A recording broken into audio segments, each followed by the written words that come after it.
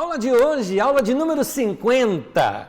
Bartimeu e Zaqueu é a aula de hoje.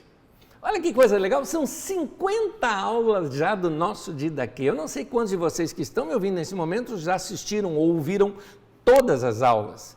Mas se você não o fez, faça.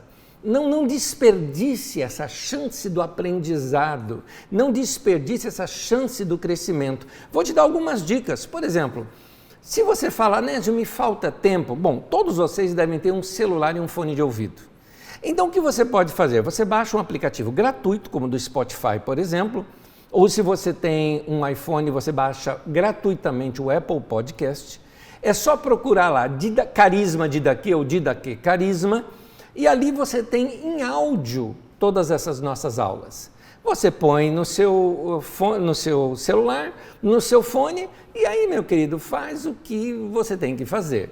Vai correr, vai andar, vai arrumar a casa, vai lavar banheiro, vai fazer qualquer coisa, faça edificando a tua mente, edificando a tua vida com estudos da Palavra de Deus. Eu tenho certeza que pelo ouvir, você vai crescendo e crescendo e crescendo. Eu tinha o costume de ouvir muito as pregações do meu pastor. Quando eu digo ouvir muito, é ouvir diversas vezes a mesma pregação. É interessante isso. Tinha pregações dele, por exemplo, eu tenho certeza que eu não estou exagerando. Já teve pregações de ouvir mais de 20 vezes. Eu tenho certeza que eu não estou exagerando. Mais de 20 vezes. Eu exagerei em ouvir 20 vezes, mas não estou exagerando em lhe falar isso. Tanto que, por exemplo, existem pregações do meu pastor de 1985, alguns de vocês nem mesmo eram nascidos, que eu sei um bom trecho da pregação de cor, da maneira dele falar, da expressão dele falar. Meu pastor naquela época era Walter de Lima Filho, e aquelas pregações marcaram a minha história, marcaram a minha vida. É interessante, quanto mais eu ouvia, mais eu queria ouvir. E não me importava de ser repetitivo aquilo, porque aquilo trazia algo para o meu coração que era, eu não sabia explicar, mas me edificava. É isso que a palavra de Deus faz com a gente. Ela alimenta o nosso espírito. É como comer uma boa comida saborosa, aquilo te alimenta, aquilo te dá força, te dá energia. Assim é quando a gente estuda a palavra de Deus. Hoje nós vamos ler um texto longo das Escrituras.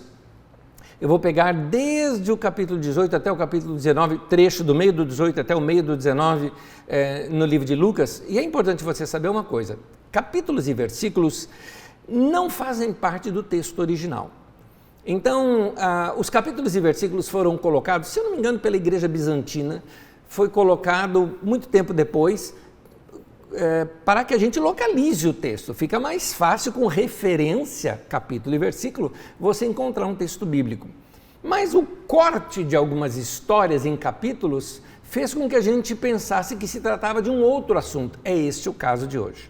Quando a gente lê a história de Bartimeu e separadamente a gente lê a história de Zaqueu, não percebemos que as duas foram propositadamente, ou eu diria até, inspirado pelo Espírito Santo, Lucas e sua equipe colocou esses dois acontecimentos juntos, porque de fato eles ocorreram dessa maneira, na entrada e na saída de Jericó. Você vai ter um problema de tradução, não de tradução, das versões dessa história de Mateus, Marcos e Lucas, com relação se Jesus estava entrando ou saindo da cidade, porque Jericó inclusive hoje, ela ainda é hoje, a cidade ou uma das cidades mais antigas do mundo que são habitadas até hoje.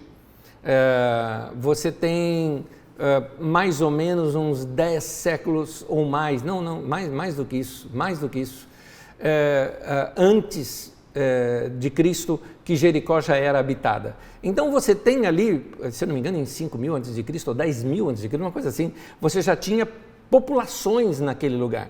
E Jericó foi sendo construída e reconstruída, derrubada e levantada. Então você tem a velha Jericó, a nova Jericó. Nos tempos de Jesus mesmo, você tinha determinadas ruínas que tinha gente habitando naquela parte, tinha a nova Jericó sendo construída aqui e gente habitando aqui.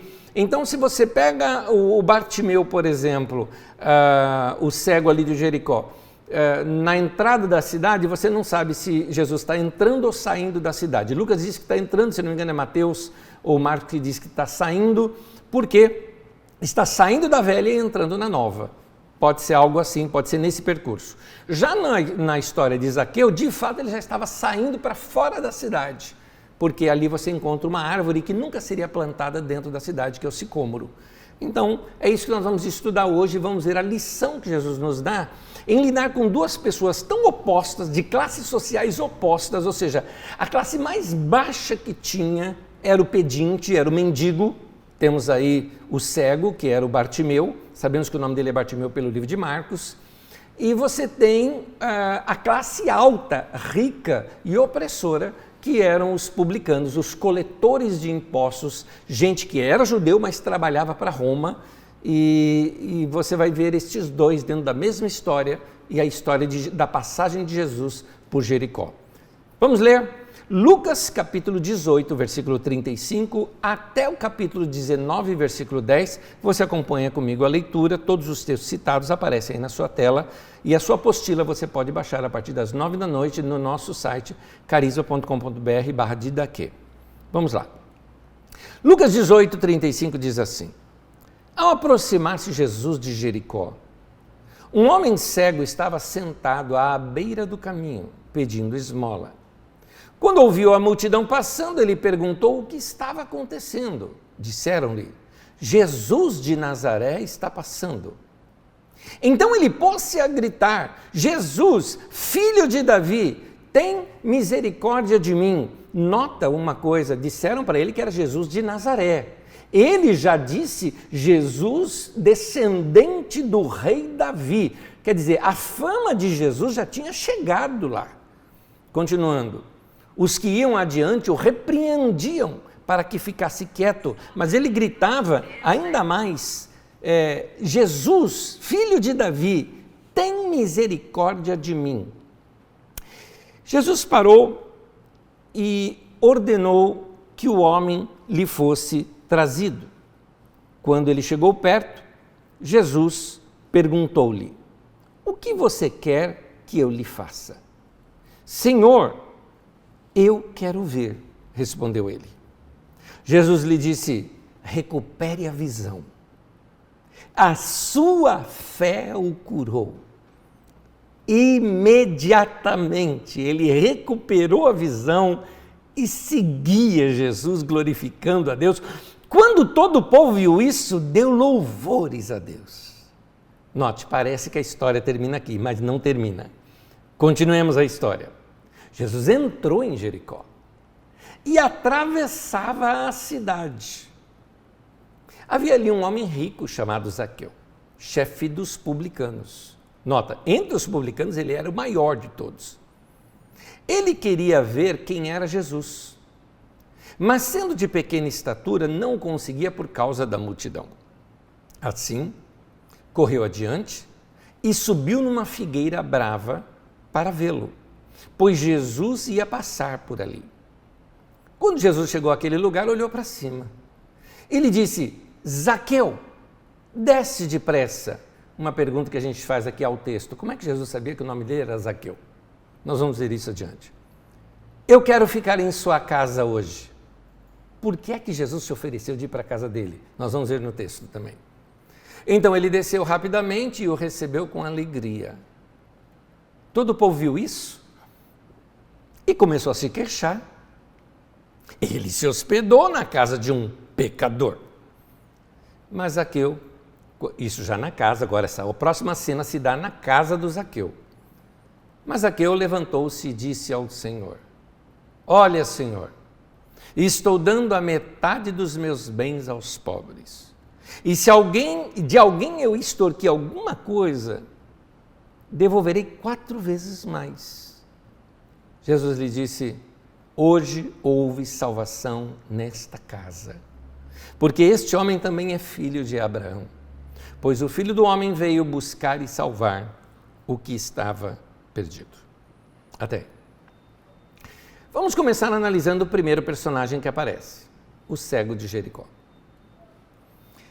Esse era um momento histórico. Vamos entender o momento. Era a época da Páscoa. Como você sabe, a Páscoa para o judeu é um tempo de celebração é onde eles vão lembrar da libertação da opressão do Egito. Então, o coração do povo estava aquecido com esse assunto. Eles faziam leituras às noites com suas famílias, lembrando de como tinham sido oprimidos lá no Egito e como agora estavam livres dessa opressão do Egito. Só que, esse momento histórico, eles estavam sendo opressos por Roma. E Roma os oprimiam com altos impostos, era um serviço quase escravo, como se fosse do Egito, vamos dizer assim. De uma outra maneira, nesse caso, uma escravidão econômica para Roma. Então, eles ficaram sabendo que um grande profeta tinha se levantado na nação de Israel. E havia rumores de que este profeta era também o Messias, porque o povo vinha falando isso. Por exemplo, em Lucas, no capítulo 7, no versículo 16 ao 17, diz assim: todos ficaram cheios de temor, foi depois que Jesus fez um milagre ali, todos ficaram cheios de temor e louvavam a Deus. Um grande profeta se levantou entre nós, diziam eles, e Deus interveio em favor do seu povo. É importante isso aqui, uma outra versão diz, Deus visitou o seu povo. Para eles isso ia ser uma grande intervenção de Deus na história. E aí olha só, essas notícias sobre Jesus espalharam-se por toda a Judéia e regiões circunvizinhas. Nota, Jericó ficava ali embaixo, na região ali da Judéia. Aliás, era muito próximo, era caminho de Jerusalém. E então, tanto que o cego Bartimeu já sabia, quando falou, Jesus o Nazareno está vindo. Ele chama Jesus o filho de Davi. Já sabia que ele era filho de Davi. Ou seja, ele era da linhagem real. Então, os rumores de que ele seria o Messias, o que é o Messias? Na língua hebraica se usa o Messias, na língua grega se usa o Cristo. O que era esse? O escolhido, o ungido, o enviado de Deus. Para eles, um rei como Davi se levantaria no meio de Israel e libertaria Israel de toda a opressão. Para eles, Moisés foi um grande líder que tirou o povo do Egito. Eles estavam se lembrando disso na Páscoa, mas o mesmo Moisés disse que Deus levantaria outro profeta maior do que eu. Ou seja, Moisés já estava predizendo que viria um libertador, um Messias, que seria maior do que ele, e o chamou de profeta. E aqui o povo já chamando Jesus deste grande profeta. Quer dizer, para eles, estavam fazendo essas ligações. Seria ele o Cristo, o Messias, o libertador? E assim, este homem vai passar aqui na nossa cidade. E ele está indo caminho de Jerusalém. Será que esse é o momento que ele vai chegar em Jerusalém, se levantar contra Roma e tirar o domínio romano sobre nós e assumir o reinado? Se for esse o caso, este Jesus é o próximo rei e ele é inclusive descendente de Davi. Como é que nós devemos recebê-lo? Ele está passando na nossa cidade. É importante que a gente o receba bem. Esse era o cenário.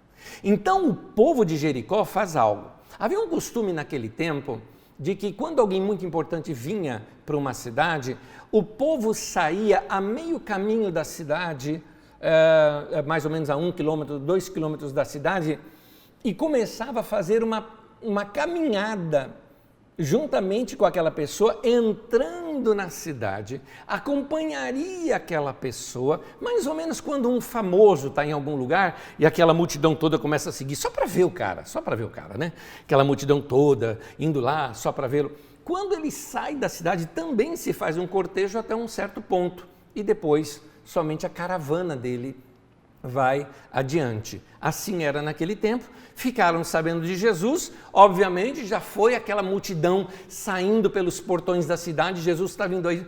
O cego Bartimeu percebe o movimento, escuta aquela barulheira toda, procura se informar, quem é de tão importante que está vindo aí que o povo todo está saindo, falaram, é Jesus, o Nazareno. Aí ele começou a gritar, Jesus, filho de Davi, tem misericórdia de mim, tem misericórdia de mim. Bom, vamos lá. Nesse momento que o povo sai para receber Jesus, o cego, ao ser informado que Jesus iria passar ali, e começa a chamá-lo dessa maneira, ele estaria chamando o seguinte: Jesus, descendente da casa real, futuro rei, com a bênção de Davi, o Messias esperado. E ele está querendo a atenção de Jesus. Ele queria falar algo para Jesus.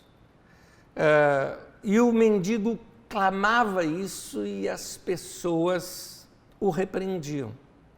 Mandavam ele calar a boca. Aliás, o texto, quando descreve que o povo mandava calar a boca, é um texto ofensivo. Não é um quietinho, fica quieto. Não, é um cala-boca bem desrespeitoso. Afinal de contas, ele era um mendigo. Ele era alguém assim que o povo falava: é o rei passando e você quer uma audiência com o rei? Você é mendigo, se enxerga, o cara era cego. O cara é cego, se enxerga. Então, o mendigo passava, tentava ali, passava a mensagem gritando, querendo a atenção de Jesus, o povo mandando calar a boca, mas Jesus escuta e Jesus sempre se posiciona do lado daquele que está oprimido. Olha o que Jesus faz, ele manda chamá-lo. Lucas 18, versículo 41, quando ele chega diante de Jesus, Jesus pergunta assim: o que você quer que eu lhe faça?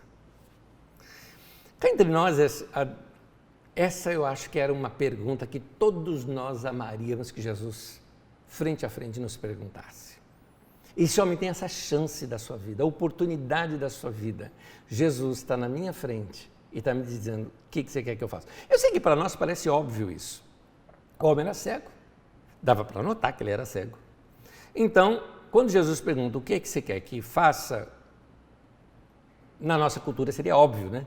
O cara é cego, chegou para Jesus perguntando: o que você quer que eu faça? Esse homem está querendo ser curado, né, Jesus? Mas aqui tem um detalhezinho que é importante a gente entender no texto. Na cultura deles, um mendigo, um pedinte, fazia parte da vida da comunidade. Na estrutura social ali daquele grupo, havia um espaço para esses pedintes, mendigos, e eles tinham uma função até de espiritualidade e didática para aquele povo. Ele era uma pessoa publicamente autorizada para se receber ofertas.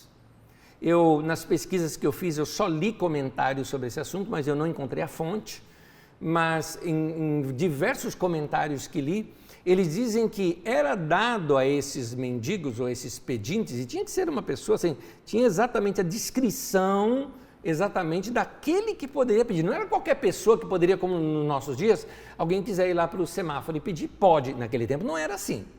Tinha que ser claro. Por exemplo, se você fosse cego de um só olho, você não poderia ser um pedinte. Somente se for cego dos dois olhos. Aí você pode ser um pedinte. É interessante, tinha umas regras sobre isso. E nessas regras tinha um detalhezinho. Ele tinha que ter a autorização da liderança daquele vilarejo ou do lugar ou da cidade onde ele estivesse para ser um pedinte. E ele ganhava uma capa. Aquela capa era característica. Qualquer pessoa que visse alguém com aquela capa era assim, uniformizado. Está autorizado a receber esmolas. Então, por isso é interessante no texto que quando ele é chamado, né, por Jesus, ele deixa a sua capa. Um dos evangelistas diz isso. Ele deixa a sua capa e corre para Jesus. Ou seja, ele não precisa mais da sua capa. Ele pode deixar a capa ali porque ele não vai precisar mais dela. Ele já foi para Jesus esperando isso. Quando Jesus pergunta o que quer que eu te faça, parece ser óbvio, mas não é tão óbvio assim, não naquela cultura. Eu vou te explicar ainda mais adiante. Ainda falando sobre o pedinte, se ele era uma pessoa autorizada para receber oferta publicamente, tinha também o seguinte: naquela sociedade, toda pessoa piedosa, toda pessoa religiosa, toda pessoa que queria uma experiência com Deus, essa pessoa também era esperado que essa pessoa desse ofertas aos pobres, aos miseráveis. Isso está na lei, e era a lei de Deus repetida entre eles, inclusive naquele texto que normalmente as pessoas decoravam, que eram os textos dos provérbios. Os provérbios educavam o povo para uma vida saudável em sociedade. Eu quero ler diversos provérbios aqui para você entender como era importante se dar esmolas naquele tempo, o que estava inculcado nas pessoas daquele tempo sobre a questão de ajudar o pobre, e vamos ler esse texto contra nós, porque esses textos também têm validade para nós. Então vamos ler os textos, são diversos provérbios, diz assim, Provérbios 14:31, oprimir o pobre é ultrajar o seu Criador. Ou seja, mexeu com o pobre, mexeu com Deus. Roubou do pobre, está roubando de Deus. Tirou dinheiro que ia para a cesta básica do pobre, para auxílio do pobre, tirou dinheiro de merenda escolar que ia para o pobre, você está colocando Deus como seu adversário. E aí diz o seguinte, mas tratar o pobre com bondade, né? Tratar com bondade o necessitado é honrar a Deus, ou seja, você presta um culto a Deus ajudando um pobre. Interessante isso. Agora, Provérbios 22, versículo 9. Quem é generoso será abençoado. A gente conhece essa parte, sabe disso, que quando a gente dá, a gente recebe. Quando é generoso, vai ser abençoado. Mas olha aqui, ele continua, pois reparte o seu pão com o pobre. Trazendo aqui bem para nós, aqui o texto está mostrando que se você é das pessoas, por exemplo, que você reparte da sua cesta básica, dos seus alimentos de casa, para doar, seja para uma entidade ou diretamente para uma pessoa necessitada, a Bíblia diz que é esse tipo de generoso que vai ser abençoado. Provérbios 19, versículo 17. Diz assim, quem trata bem os pobres, empresta ao Senhor, e Ele o recompensará. Você já deve ter visto isso como provérbio popular. Quem dá ao pobre empresta a Deus. Pois é, não é provérbio popular, está na Bíblia, meu irmão. Quem trata bem os pobres está emprestando para Deus, e Deus não é caloteiro. Ele vai te devolver, Ele vai te recompensar. Provérbios 21, versículo 13, diz assim, quem fecha os ouvidos ao clamor dos pobres, também clamará e não terá resposta. Ou seja, Deus está dizendo, você não ouviu o clamor do pobre, eu também não vou ouvir tua oração. É isso que Deus está dizendo. Provérbios 28, versículo 27. Quem dá aos pobres não passará necessidade, mas quem fecha os olhos para não vê-los, sofrerá muitas maldições. Provérbios 29, versículo 7. Os justos levam em conta os direitos dos pobres, mas os ímpios nem se importam com isso. Até aí, embora eu quero deixar esse texto na tela, só para você memorizá-lo e pensar nele, numa próxima vez que você for eleger um vereador, um deputado, um governador, um prefeito, um presidente, pensa nisso. Se ele leva em conta o direito dos pobres, porque gente que é ímpio não se importa com isso. Tá aí, vamos trazer para nós de novo. Na nossa aula estamos estudando então aquela sociedade de Jericó, não só a cidade de Jericó, a cidade ali dos judeus, não, em toda a Judéia, inclusive na Galileia, ou seja, fazia parte da cultura de Israel e Judá, ou seja, de todo Israel, que naquela sociedade toda pessoa piedosa era esperado. O que é piedoso? Piedoso é o crente dos nossos dias, tá? Esse é o pessoa que ama a Deus, que serve a Deus, né? Naquele tempo a gente chama o piedoso. De toda pessoa piedosa é esperado que ela dê esmolas aos pobres. Pobres, entendam, miseráveis. Naquele caso, as pessoas ali autorizadas a receber. Mas tinha que se identificar quem são esses pobres. Então, para quem que eu vou dar? Então, nas cidades, normalmente, nas portas das cidades, nos portões das cidades, estes pobres ficavam ali. É interessante que isso era algo tão claro para eles, que os mendigos daquela sociedade não fazem, por exemplo, não faziam, né? Como na nossa sociedade hoje faz. Por exemplo, na nossa sociedade hoje, o mendigo vem até você e te pede.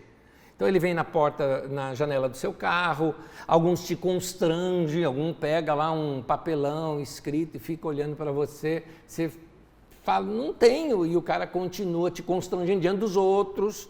Então alguns dão só para não ficar mal no trânsito com os outros carros. São situações assim que eles vêm até você. Pois bem, naquela sociedade não era assim. O pobre não ia ficar te pedindo, não ia ficar ali, dá uma esmolinha, por favor. Não tem isso naquela sociedade. Na verdade, eles desafiavam você, do tipo, podia estar ali falando, dê para Deus, estou te dando uma oportunidade de dar para Deus. Ele não falava isso, mas ele passava isso, porque fazia parte da cultura do lugar. Eu vi isso. Eu vou lhes contar uma história bem rápida. Eu cheguei num determinado lugar, numa cidade na África, estávamos eu e um outro irmão em Cristo. Veja bem, nós éramos dois brancos, o que naquela região significava gente que tem dinheiro. Chegamos num carro bom, porque tinha que ser um carro bom para ir por aquelas regiões onde a gente ia, carros grandes, dessas picapes grandes, né? Por causa, senão você não consegue andar por aquelas regiões que nós andamos assim, em distâncias entre São Paulo e quase São Paulo e Rio de Janeiro, tá? Para chegar num determinado local e por lugares que nem estrada tinha ou esburacada, então tem que ser carros 4x4, vamos dizer assim. Então num carro grande, dois brancos, vamos dizer assim, e tinha um pedinte ali. Aquela região onde eu fui era uma região de muçulmanos. Eles estavam em pleno Ramadã, aliás, no final já do Ramadã, uma das festas muçulmanas. E nesse período são os períodos em que é exigido deles darem ofertas, darem esmolas. Então havia ali um pedinte, havia um homem claramente identificado, ele era totalmente defeituoso, muito defeituoso, estava na cara que era um miserável da sociedade pedindo algo ali no seu estado, bastava você olhar para ele que você viria que aquele homem era um necessitado, mas foi interessante, em nenhum momento sequer ele se dirigiu a mim, nenhum momento. Aliás, não só a mim, a ninguém. Outros homens, me lembro de um homem que passou, era um muçulmano, com trajes muçulmanos, mas dava para notar pela qualidade do tecido da sua roupa que era um homem rico. Também este pedinte não se direcionou, mas as pessoas iam até ele e ofertavam. E ali eu notei uma coisa, um muçulmano veio, trouxe ali uma oferta para ele mal conseguia ficar em pé, porque ele era coxo também, ele se apoiou num lugar, a mão dele também era um pouco mirrada, mas ele estendeu aquele toquinho de mão, como quem está estendendo a mão para abençoar, pronunciou algumas coisas que eu não entendi o que era, porque era na língua deles, e ali ele estava abençoando alguém. Eu vi isso acontecendo. Então, era o que acontecia naquele tempo também na Judéia. Aqui, se você dá dinheiro, por exemplo, a pessoa te agradece. Lá, o que aconteceria? Aquele pedinte se levantaria e proclamaria formalmente uma série de bênçãos sobre você, o doador. Diria assim, você será abençoado ao entrar e ao sair. Sua família seja abençoada, seus amigos. E ele faria tudo isso em voz alta e em público, fazendo com que aquele doador, aquela pessoa que estaria ali doando para ele, fosse muito bem vista na sociedade local. Então, mendigo era uma profissão regulamentada. Fazia parte da religião, fazia parte do bem-estar social e as transferências monetárias ajudaria com que aquele homem pudesse sobreviver também. Então,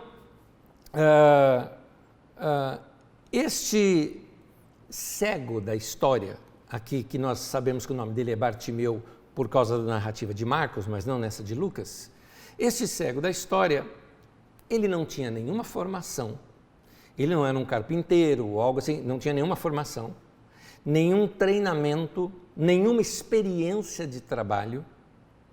Se ele fosse curado, colocaria a vida dele em risco, porque ele não poderia mais sobreviver com o dinheiro dos outros, não receberia mais nada, ia trabalhar do quê? Iria se sustentar como? Então não seria melhor ele continuar daquele jeito e ter o seu trabalho legalizado? Quando ele pedia para Jesus, tem misericórdia de mim, ele poderia estar pedindo apenas uma ajuda financeira. De repente ele não queria deixar de ser cego, apenas uma ajuda financeira, afinal Jesus era descendente da família real, deveria ter dinheiro. Por isso a pergunta de Jesus, o que você quer que eu te faça?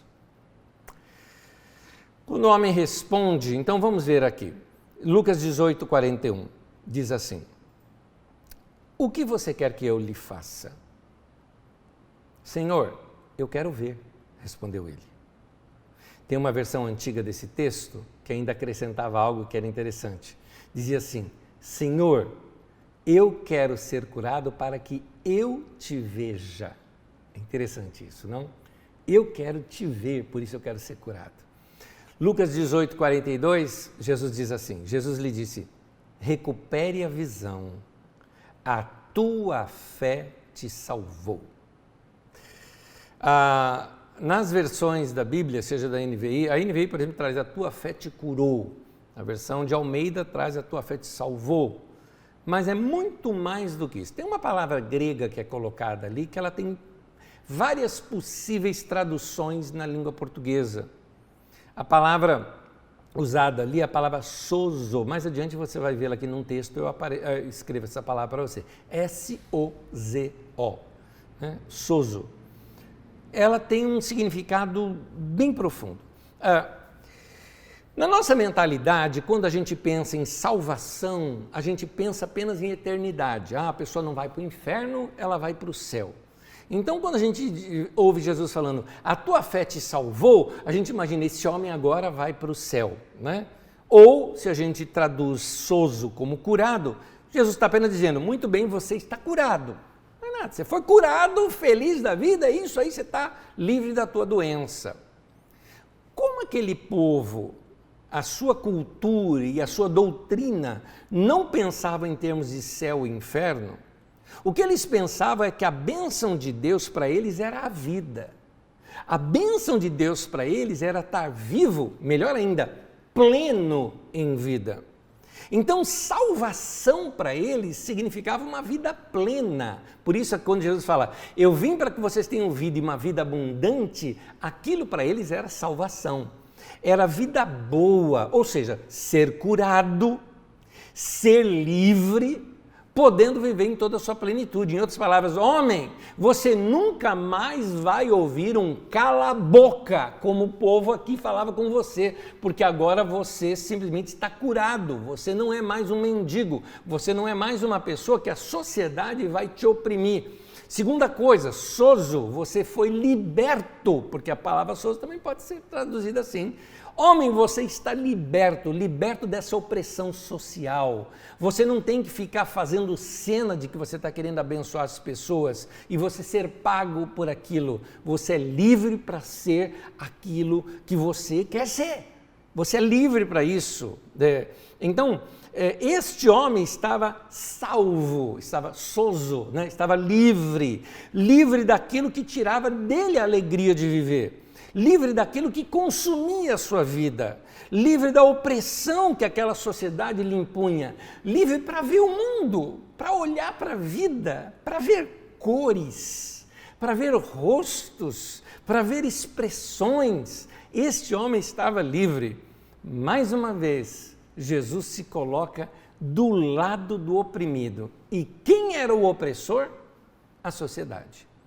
Então, nós estamos vendo aqui uma cidade opressora, que é Jericó. E Jesus pega e tira o oprimido das mãos desses opressores. Primeira modificação que Jesus faz. Jesus continua na sua caminhada. E nessa sua caminhada por Jericó, o povo todo ali, né? A liderança da cidade ali fazendo cortejo ali para ele. Só que o povo começa a perceber que Jesus não para. Ele continua indo. Era muito provável que Jesus fosse se hospedar lá em Betânia, porque você tem Jericó, depois você vai ter Betânia e vai ter finalmente Jerusalém, porque lá em Betânia ele tinha a casa do seu amigo Lázaro. Então era muito provável que Jesus fosse se hospedar lá.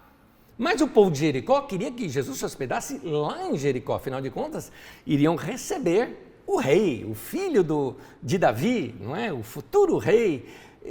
Mas Jesus dá indícios que não para e que continua indo, e o povo começa a perceber, ele não vai ficar na nossa cidade, ele não vai ficar na nossa cidade.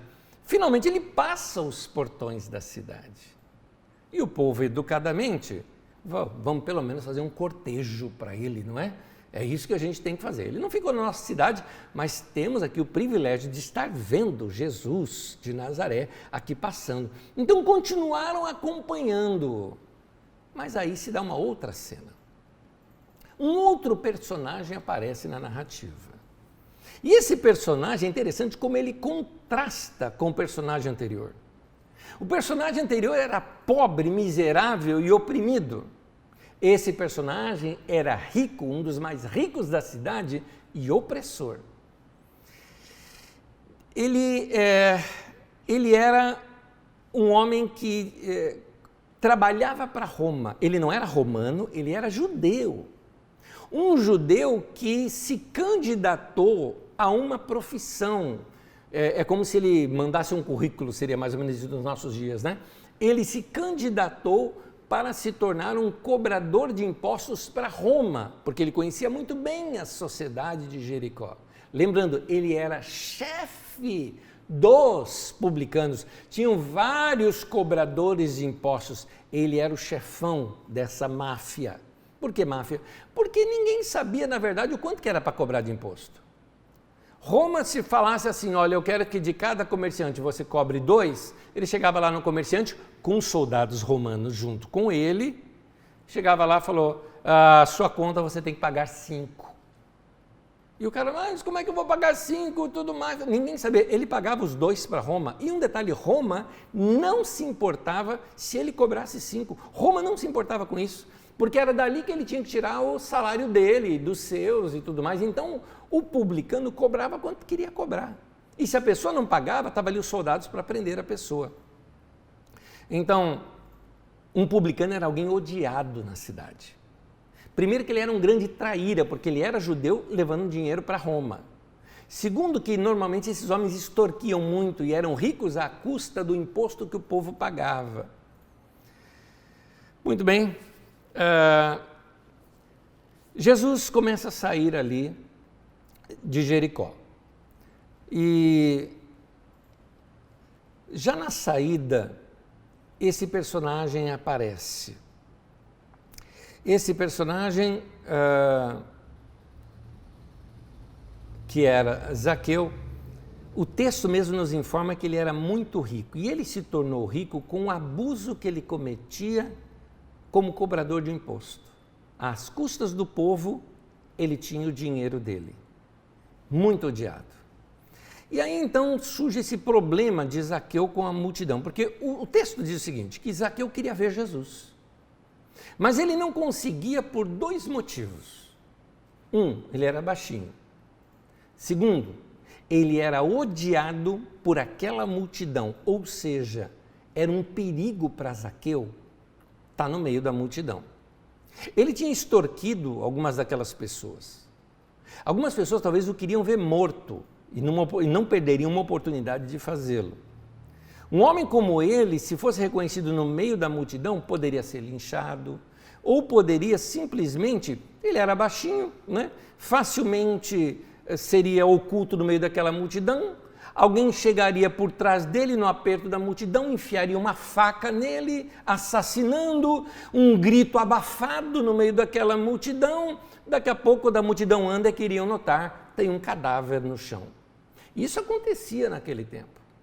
Existia um movimento na Judéia, que era o movimento dos sicários. Os sicários eram chamados assim porque o sicário significa que eles tinham uma adaga pequena, assim, né? Uma espécie, vamos chamar assim, a gente conhece aquela chamada besta, né? Besta é um arco e flecha com gatilho, né? Que atinge longa distância. Eles tinham daquele só que bem pequeno, mas bem pequeno mesmo, com uma flecha de ferro pontiaguda aqui, que sairia numa velocidade muito forte, só que a curta distância. Os sicários escondiam aquele arco e flecha, né? Debaixo das suas roupas. E quando eles queriam assassinar alguém, simplesmente chegavam perto, principalmente nesses tumultos e multidão, disparavam aquilo, matavam a pessoa, eles saíam no meio da multidão, ninguém iria saber quem eles eram. Zaqueu sabia disso, que os sicários faziam esse tipo de coisa. Ele era um homem que deveria tomar cuidado, não poderia virar as costas em qualquer lugar. Portanto, Zaqueu também era, apesar de opressor, também tinha uma vida oprimida, porque ele não era livre. Ele também não era um homem livre. Muito bem. Zaqueu queria ver Jesus e para isso ele faz duas coisas completamente incomuns que a gente só sabe estudando a cultura da época. Mas você que é aqui aluno na nossa Didaquê, na nossa escola bíblica, você já aprendeu isso quando nós estudamos, por exemplo, aquela parábola chamada do filho pródigo, ou dos 2 filhos perdidos, quando eu descrevo aquele pai saindo correndo para ver quando ele fica sabendo que o filho dele mais novo estava chegando, então ele corre, isso não era comum de um homem digno fazer. Então Zaqueu faz isso, ele corre. Era indecente para um homem digno correr. Aquelas roupas eram roupas longas. Para o homem correr, ele teria que levantar aquela bata e acabaria mostrando suas pernas, o que seria algo indecente naquela cultura, um homem digno, um homem elegante, mostrar as suas pernas. Então, homens não correm em público para evitar vergonha pública. Seria o mesmo na nossa sociedade hoje do que o homem simplesmente sair só com as suas roupas íntimas, ou de um pijama, ou até mesmo as roupas de baixo, na rua. Seria o mesmo que uma nudez, seria algo vergonhoso. Assim seria um homem correr naquele tempo. Segunda coisa que Zaqueu faz. Zaqueu subiu numa árvore. Ele correu porque ele viu Jesus, vai sair da cidade, ele correu antes que o público visse. E ele sobe numa árvore para quê? Para se esconder naquela árvore. Só que tem um detalhezinho.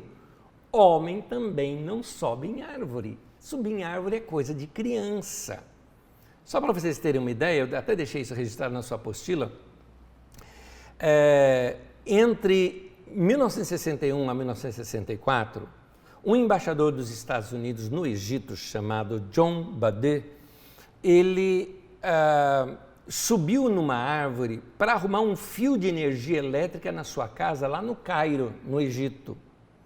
Esse assunto foi tão falado entre as pessoas, que numa audiência que ele estava com o presidente do Egito, que naquela época era o presidente Nasser, o próprio presidente perguntou para ele se aquilo era mesmo verdade, se tinha mesmo acontecido, porque ele não queria acreditar que um homem como ele, embaixador dos Estados Unidos, subiu numa árvore. Para você ter uma ideia, homens não sobem em árvore, ali é coisa de criança, tá? Nem na privacidade da sua própria casa você faria isso. Zaqueu correu e Zaqueu subiu numa árvore. Por isso que ele faz isso longe da multidão, fora da cidade. E fica ali esperando, né, Jesus passar, porque ele não queria ser visto com certeza. Para você ter uma ideia, ele subiu num sicômoro, ou numa chamada figueira brava. Eu quero mostrar para você essas imagens agora. Mostro para você agora as imagens de um sicômoro. Um sicômoro, dá para você notar como é ampla a sua folhagem, não é? Ela é uma árvore, nota, ela é baixa do tronco até os primeiros galhos, né? E dá para você notar, por exemplo, que dá para facilmente você subir e se esconder numa daquelas dos seus galhos. Você vai ver nessa próxima imagem, nessa, por exemplo, como ela é cheia de folhagens, não é?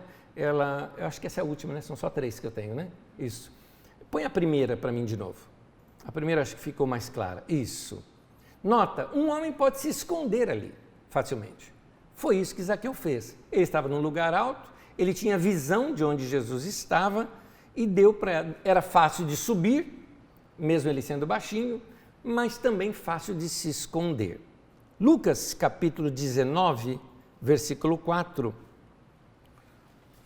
o texto diz assim: correu adiante e subiu numa figueira brava para vê-lo, pois Jesus ia passar por ali. Interessante, é uma coisa que eu queria te dizer, esse tipo de planta, ela não poderia ser plantada dentro da cidade.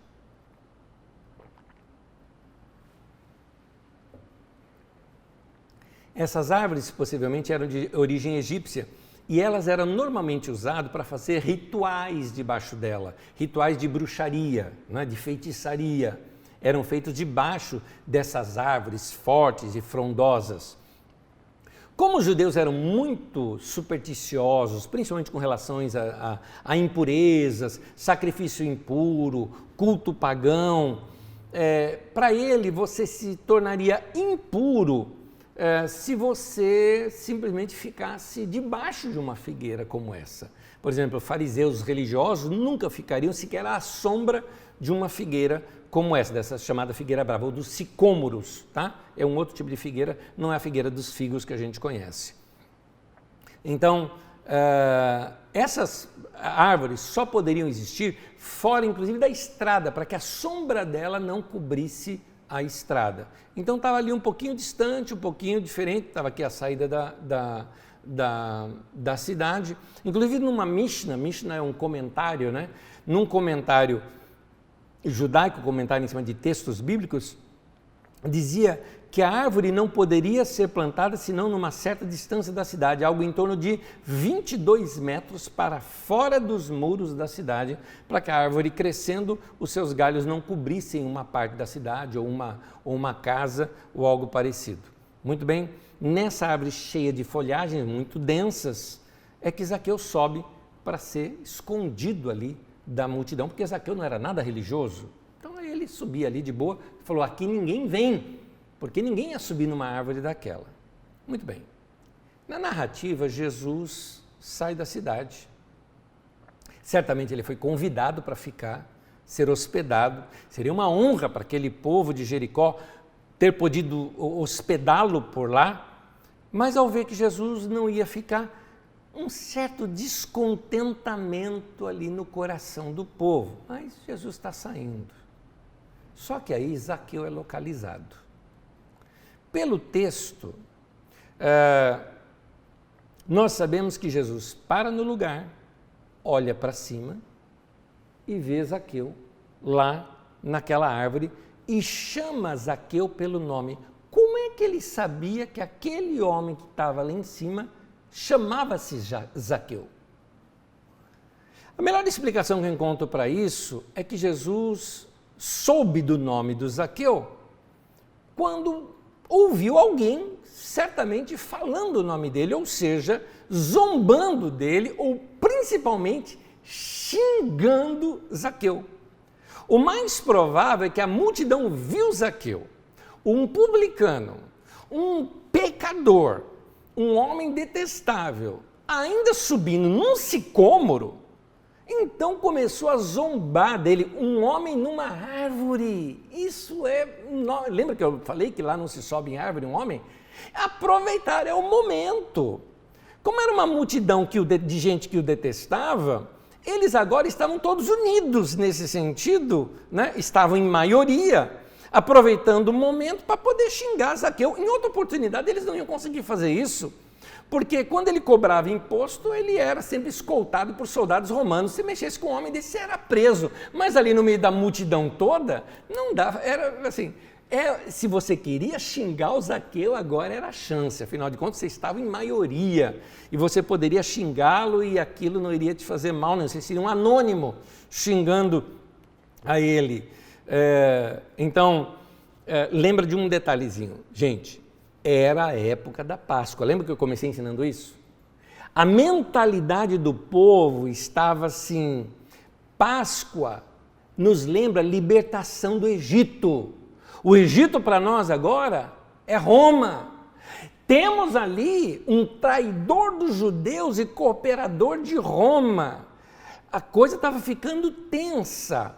Talvez iria ocorrer ali um linchamento de Zaqueu em nome da libertação. Afinal, o Messias, o libertador, estava ali entre eles. Gente, se Jesus dirigisse uma palavra para Zaqueu, condenando dos seus pecados, a multidão pegaria Zaqueu e lincharia Zaqueu ali mesmo.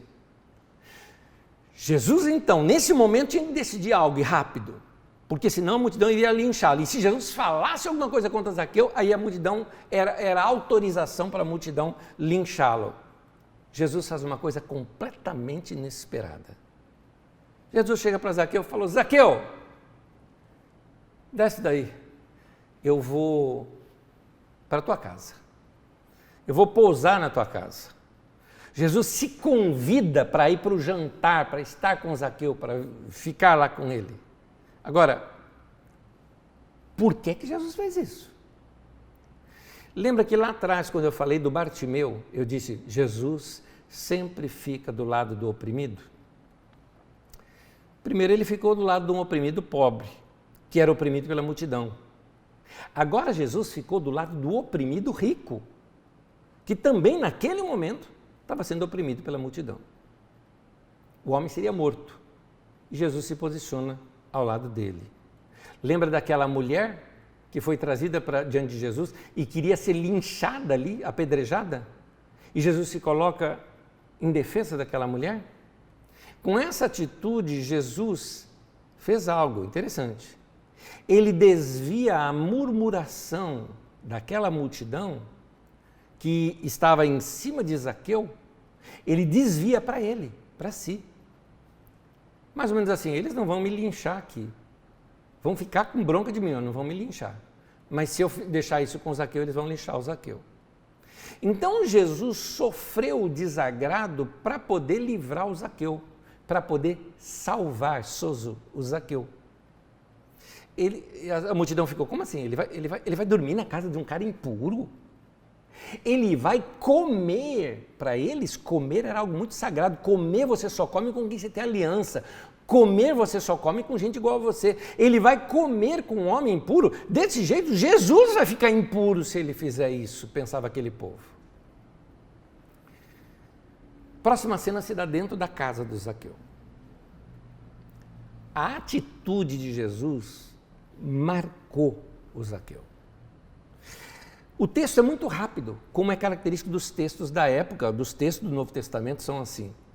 São muito rápidos na leitura, porque alguns detalhes nós ocidentais diríamos: então ele desceu, os dois foram conversando pelo caminho, chegando lá na porta de sua casa, Zaqueu já deu ordem para os seus servos para prepararem um banquete, orientaram para que os servos recebessem a Jesus, levaram Jesus até o banho, porque isso se fazia antes do jantar, Zaqueu também foi para o seu banho. Daria toda essa narrativa, mas para um leitor da época isso tudo era desnecessário. Então pode-se ir direto lá para o jantar. Mas o que aconteceu? O que aconteceu foi tudo isso. Certamente Jesus ainda foi se preparar, o jantar seria mais tarde. Zaqueu foi tomar o seu banho, né? Vestir roupas de jantar, né? Porque eram roupas especiais. Certamente emitiu um chamado pelos seus servos para avisar algumas outras lideranças da cidade para vir honrar este jantar. Então deu tempo desses homens ainda se prepararem, receberem o convite para vir para aquele jantar. Teve todo um momento de preparo, as mesas foram organizadas, a cozinha, né, se preparou, não havia geladeiras naquele tempo, então tem que se matar o cabrito, separar bem a carne, assar a carne, então tem todo o processo longo. Pois bem, esse tempo todo eu fico imaginando o que é que se passou na cabeça desse Zaqueu. Sabe qual era o choque de Zaqueu? Era assim: gente, horas atrás era para eu estar morto. Esse homem me salvou. Esse homem sofreu no meu lugar. Esse homem passou a ser um objeto de repúdio de uma sociedade, mas para que eu ficasse vivo, eu devo a minha vida a ele. O jantar começa assim. O horário, chama-se os convidados, o ritual de receber os convidados na porta, se posicionar naquelas mesas. Inicialmente o anfitrião vai fazer um discurso E em seguida do anfitrião, ele apresenta o convidado de honra, que seria Jesus, e Jesus daria um discurso. Então, diante de Zaqueu, que estava ali de frente com Jesus, Zaqueu se levanta, por isso que ele se levanta, ele vai agora, porque os homens ficavam como que deitados, né? Sobre o seu braço esquerdo e com o braço direito se serviam naquelas mesas. Zaqueu se levanta e ele olha para aquele homem que está diante dele, Jesus, que tinha atraído toda a ira da cidade contra si só para livrar Zaqueu da morte, de algo pior, de um linchamento. Aquele homem deu a sua vida por mim. Então ele se levanta e diz assim, Lucas 19, versículo 8, mas Zaqueu levantou-se e disse ao Senhor, disse para Jesus, olha, Senhor, estou dando a metade dos meus bens aos pobres, e se de alguém extorquir alguma coisa, devolverei 4 vezes mais. Interessante é o fato também que de cara ele o chamou de Senhor, Kyrios, meu dono. Eu agora sou teu escravo. Eu faço qualquer coisa que o Senhor quiser me pedir, mandar, num estalo de dedo, eu obedeço sem questionar. Eu sou escravo agora, eu sou servo agora. O Senhor és tu. Então, olha, Senhor, meu dono. Então ele se entregou ali completamente para Jesus. Essa era a mentalidade de alguém que seguia Jesus. É interessante, na parábola do filho pródigo, foi demonstrado um grande amor do pai sobre aquele menino. Mas a parábola termina ali, a gente não sabe o que aquele menino fez. Sabe que entrou para a festa, tal, teve a festa, mas a gente não sabe como é que foi o dia seguinte desse rapaz. É uma parábola, não é uma história verídica, é uma parábola, né? Não é um fato, né, verídico. É uma verdade oculta num ensino que Jesus criou ali, que era uma parábola. Na parábola do bom samaritano também, nós não sabemos como é que aquele que era uma vítima reagiu depois, ao saber que um samaritano cuidou dele e tudo mais, inclusive pagou as despesas dele. Não sabemos o dia seguinte dessas pessoas. Mas nessa passagem, nós temos uma rara narração de como reage alguém que é tocado pelo amor de Deus. Ele diz algo do mais profundo do seu coração. Tomado pelo amor de Jesus, ele se entrega e chama Jesus de Senhor. Ele foi tão tomado por aquele amor que ele resolve uma coisa, eu preciso mudar de vida. O opressor agora quer ser homem bom. E Jesus, quando ouve a declaração daquele homem, ele usa a mesma palavra que ele tinha dito lá para o cego. A mesma palavra. Sozo. Lucas 19, versículo 9 e 10, diz assim, Jesus lhe disse, houve salvação, a palavra salvação é soteria, que é um derivado de sozo, tá? É um sufixo diferente, só isso. A raiz é sozo. Houve salvação nesta casa, porque este homem também é filho de Abraão, pois o Filho do Homem veio buscar e sozo, salvar o que estava perdido. É interessante uma coisa, somente depois que Zaqueu decidiu repartir o que ele tinha e não ser mais um opressor, é que Jesus disse que salvação entrou naquela casa. É interessante isso. Ou seja, a mudança radical de alguém que de fato se converte.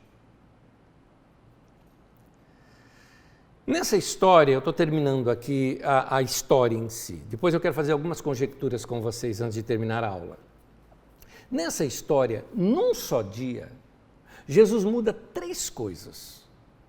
Primeiro, Jesus muda a vida do Bartimeu. A vida do Bartimeu foi completamente mudada. Ele foi salvo, ele foi livre daquilo que tirava a alegria dele viver, livre daquilo que consumia a sua vida, livre da opressão que aquela sociedade lhe impunha. Bartimeu. Segundo, a vida de Zaqueu foi mudada. Então, a vida de Bartimeu foi mudada, a vida de Zaqueu foi mudada. Zaqueu foi salvo de si mesmo, daquele ser horrendo que ele tinha se tornado. Ele era odiado por todos, mas agora, certamente, em seguida disso, a sociedade ia perceber, esse homem mudou. Esse homem mudou. Ele estava livre, sozo, né?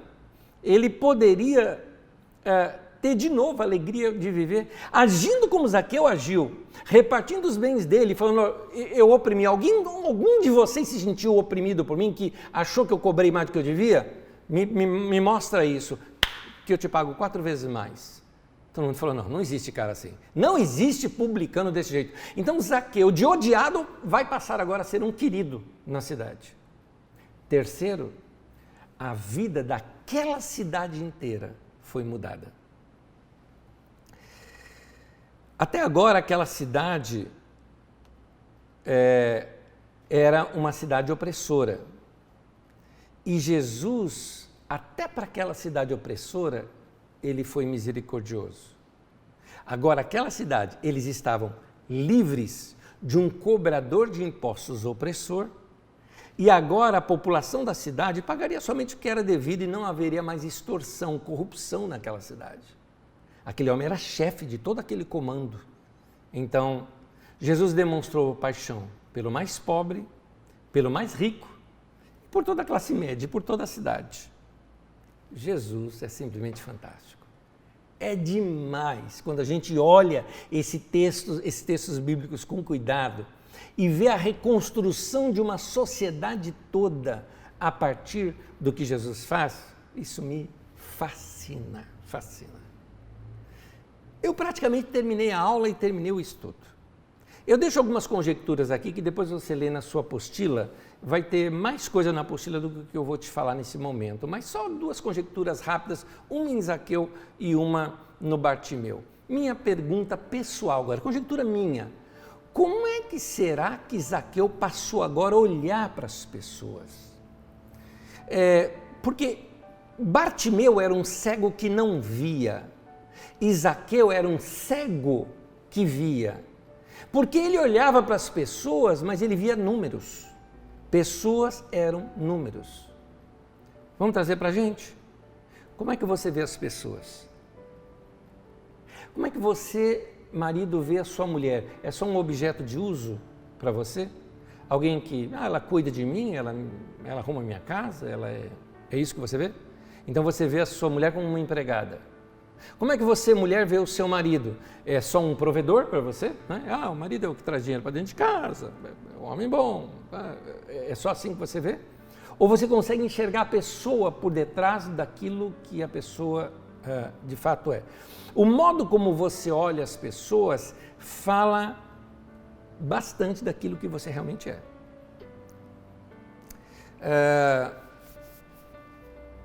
Quando... Vamos pegar aqui pastor, não estou falando pastor de igreja, pastor de rebanho. Quando um pastor vê ovelhas, ele as vê como seres frágeis que dependem dele, correto? Agora, quando um açougueiro vê ovelha, o que ele vê? Quando um costureiro vê ovelha, o que ele vê? Quando um lobo vê ovelha, o que ele vê? Essa frase, essas perguntas, eu aprendi com o meu pastor Jamir Nobre e eu citei uma vez num encontro de pastores. Como é que nós vemos o rebanho de Deus que nos foi confiado? A gente vê como números, a gente vê como nosso sucesso, a gente vê como nosso salário, a gente vê como nossa posição social. Como é que você vê? Pergunto isso a pastores. Quando um famoso da nossa sociedade entra na sua igreja, como é que você o vê? Você o vê com cifrão? Você o vê como influência? Você vê como poder? Ou você vê como luzes no nome da sua igreja porque ela vai ficar mais famosa por causa daquilo? Então, as pessoas precisam ser vistas pelo que elas são e não pelo que elas possuem. ou pelo que elas podem ser úteis para você. Eu acho horrível, isso é para mim e é para você também. É horrível quando algumas pessoas só te procuram quando elas precisam de algo de você. Você se sente usado, você se sente um objeto quando alguém só te busca utilitariamente. Agora, no entanto, vamos ser sinceros, você não fica encantado quando percebe que alguém gosta de você pelo que você é. Você se sente valorizado. Você é aquela pessoa que a pessoa se sente valorizada, te valoriza pelo que você é. Vamos pensar no outro agora, o outro personagem aqui. São conjecturas minhas. Bartimeu. O homem era cego. Ele nunca tinha visto cor na sua vida. Ele nunca tinha visto o rosto de pessoas. Como é que ele passou a ver depois disso? Assim, eu não estou falando de ver visão física, mas o encanto que aquilo trouxe para si. Rubem Alves, eu não coloquei o nome dele na apostila, eu deveria ter colocado, porque essas frases, esse pensamento agora é de Rubem Alves, não está aí, está lá na sua apostila, mas não está o nome dele, então eu estou honrando que isso veio dele. É que na minha revisão eu cortei uma frase onde tinha o nome dele. O nosso problema, diz Rubem Alves num de seus livros, é que nós fazemos dos nossos olhos uma ferramenta. Nós usamos nossos olhos somente como uma função prática. Com ele nós vemos objetos, vemos sinais luminosos, nomes de rua, ajustamos a nossa ação. É necessário tudo isso, mas isso é muito pobre. Ele diz o seguinte: nossos olhos precisam ser também brinquedos. Quando percebemos isso, eles se transformam em órgãos de prazer, porque eles brincam com aquilo que vem, não é? Eles têm prazer no olhar. Eles olham o verde de uma árvore, as cores de uma flor, um detalhe de um pássaro, ele faz amor com o mundo, ele se encanta com aquilo. Então diz Rubem Alves, olhos como ferramenta são coisas de adultos, olhos como brinquedos são coisas de criança. Há pessoas que têm uma visão perfeita, mas não vê nada, não conseguem enxergar nada. Eu já lhes contei isso em mensagem umas 3 ou 4 vezes, de uma mulher que foi a seu psicanalista e ela estava dizendo o seguinte: olha, eu acho que eu estou ficando louca, porque eu estou vendo beleza. Quando eu corto os legumes e olho dentro daqueles legumes, eu fico encantada com a beleza daquilo. Ela estava se referindo a uma cebola roxa, por exemplo. Aquilo é muito lindo. E aí aquele psicanalista disse para ela, na verdade, os seus olhos se abriram. Foi isso. Ele diz assim para ela, Deus te deu um dom, né? Deus te deu olhos de poeta, porque os poetas são aqueles que nos ensinam a ver, a enxergar as coisas. Então, vamos ter olhos abertos para encontrar coisas diferentes, a ler as Escrituras, como esses textos aqui. Que texto belo, muito bem escrito, as narrativas perfeitas, o jeito como ela se encaixa, a maneira como Jesus trata o ser humano. Queridos, depois de ler e interpretar textos como o do cego Bartimeu também, a gente precisa perguntar, e se fosse eu? Se fosse eu no lugar do Bartimeu, ou se fosse eu no lugar do Zaqueu. Eu imagino, por exemplo, meus irmãos e irmãs que venceram a Covid e sabem de gente que não venceu. E ele pensa, e se fosse eu? Se eu não tivesse vencido, minha vida teria acabado. Imagina a gratidão da pessoa agora em estar vivo, em estar respirando, porque uma das dificuldades é na respiração. Eu consigo respirar. Me lembro de uma pessoa que disse, eu nunca agradeci tanto o ar como eu tenho agradecido no pós-Covid. Queridos, que Deus nos cure da nossa cegueira. Para terminar, eu quero te dizer o seguinte, no Evangelho de Marcos, narra a cura do Bartimeu, o nome Bartimeu aparece em Marcos. No Evangelho de Lucas, ele enxerga que Jesus curou Bartimeu e que também curou Zaqueu. No Evangelho de Mateus ele narra assim, Jesus foi entrando em Jericó e eram 2 cegos. Que Deus cure a nossa cegueira, de não estarmos enxergando as pessoas do nosso lado que merecem ser vistas de outra maneira. Que Deus cure a nossa cegueira de não agradecer a vida que nós temos, a cegueira de não perceber que a vida é um dom de Deus que precisa ser bem vivido. Que Deus cure a nossa cegueira de não encontrarmos Deus na beleza da sua criação, como diz o cântico, que nas estrelas eu vejo a sua mão, no vento eu ouço a sua voz. Que a gente aprenda, como diz nos textos de Salmos, que os rios batam palma e cantem de júbilo todos os montes, como diz no texto de Salmos. Então, que nós aprendamos a ouvir a voz do Senhor sobre as águas, né? Que troveja o Deus da glória. Textos de Salmos que mostram a grandeza de Deus na natureza. Que nós sejamos curados da nossa cegueira e os nossos olhos deixem de ser somente ferramentas e passem a ser brinquedos para a gente se divertir com essa coisa linda chamada vida que Deus nos deu e que a gente levante para as mãos para os céus e fala: Senhor, obrigado, porque salvação, sozo, libertação, cura, liberdade de vida entrou nessa casa aqui. Deus te abençoe. Eu quero orar com você. Senhor, que os nossos olhos possam ver a tua glória em toda a terra. Salmo 24 nos diz: toda a terra está cheia da sua glória. Senhor, eu te adoro pela vida e te agradeço pela vida. Que tenhamos sempre esse coração dessa maneira. Que esses textos que lemos hoje nunca sejam esquecidos por nós. Que sempre nos despertem para a salvação que recebemos do Senhor. Em nome de Jesus. Amém. Amém.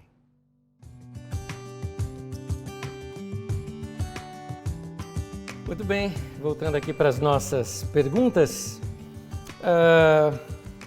Alguém me pergunta aqui, Maria Silva perguntou biblicamente o porquê da origem dos pobres. É interessante porque a Bíblia não cita a questão da origem dos pobres, mas ela mostra a questão da maldade no coração do homem. É isso que ela mostra o tempo todo. Os pobres você sempre vai ter e sempre vê essa questão da pobreza ao longo de todas as escrituras, inclusive fora das escrituras sagradas, em textos até mais antigos do que a Bíblia Sagrada. O que Deus condena é a opressão dos pobres. A pobreza ou riqueza tem a ver com o nosso sistema de vida. Então, o homem já bolou diversos sistemas querendo acabar com a pobreza. O homem criou o capitalismo, o socialismo, o comunismo e outras formas de sociedade. Nenhuma delas tem a inspiração de Deus. São criações humanas tentando lidar com isso, mas sem sucesso. Talvez o que eu diria é, o momento em que eu vejo que não existe pobre, foi naquele momento em que Israel sai do Egito, vai ali para o deserto, e ali no deserto, e naquele período inicial na Terra Prometida, você vai ver isso nas primeiras aulas minhas aqui do Didaquê, você vai ver que naqueles períodos, alguns períodos de tempo, o povo tinha terra, plantação, não havia ricos e pobres entre eles, inclusive o texto até diz assim, para que não haja pobre entre vós. Então haviam sistemas criados ali pela lei do Senhor, que era boa em equalizar, havia equidade naquela sociedade. Para mim, o único sistema que realmente funcionou e acabou com a pobreza é o que a gente vê nas Escrituras Sagradas. Juliane Brandão me pergunta, Isaqueu passou a viver do quê? Já que ele tirava o salário, bela pergunta, já que ele tirava o salário dele de uma parte do imposto que pertencia a Roma, Roma dava algum benefício aos cobradores dos impostos? Obrigada. Muito bem. O imposto em si já era o imposto que era tributado a Roma, mais certamente o salário daquele sistema, né, dos publicanos, porque Zaqueu era um chefe de um grupo de pessoas, né? Então havia ali, mas estes homens cobravam, eu que citei aqui pouco, eles cobravam muitas vezes mais aquilo que lhes era devido. Era a forma deles adquirirem a sua riqueza. O que Zaqueu para de fazer é de cobrar esse a mais. cobra apenas o devido. O devido era o imposto que Roma tributava, mais o imposto que era o imposto do funcionamento desse sistema. Ele continuou recebendo sim o seu salário, vamos dizer assim, mas sem exacerbação. Talvez os melhores números seria assim: Roma cobrava 2, dizia para ele cobrar 3, ele cobrava 15, seria mais ou menos isso, tá? Seria essa as proporções. Marcelo Rubem Andrada diz assim: Anésio, graça e paz, boa noite. Boa noite. Você disse que o publicano cobrava o que queria das pessoas. A retribuição de Zaqueu, devolvendo 4 vezes mais, tem alguma simbologia ou questão cultural? Marcelo, eu também queria saber isso. Eu procurei, não vi, talvez eu precise procurar em alguns outros comentaristas, mas me parece que é apenas força de expressão, sabe? Eu vou devolver 4 vezes mais. Me parece que é força de expressão, não existe nenhuma base para esse valor. É tudo que eu sei. Talvez a gente descubra com algum outro comentarista algum outro detalhe. Desculpa não responder a sua pergunta, é de que de fato eu tenho a mesma dúvida que você, eu não sei. O Cleiton Nunes, do Cleiton Nunes não é nenhuma pergunta, é que ele está afirmando, ele colocou em tom de pergunta, eu vou colocar em tom de afirmação, porque está corretíssimo o que ele colocou. Ele diz o seguinte: Anésio, a mensagem é uma só no sentido de que Jesus veio para transformar o homem independente de onde ele esteja, onde esteja a sua deficiência. Jesus veio para transformar a deficiência do homem, seja física, seja moral, seja espiritual, seja emocional. Você concorda? Claro que sim. É isso. É isso que a gente vê aqui no texto, é o que Jesus fez. Gente querida, que Deus abençoe vocês. Essas foram as perguntas que me chegaram, não sei se chegou alguma depois aqui. Alguém agradecendo aqui a cultura da época, que nos ajuda a entender melhor a passagem bíblica. É isso mesmo que é a nossa intenção. São essas as perguntas de hoje.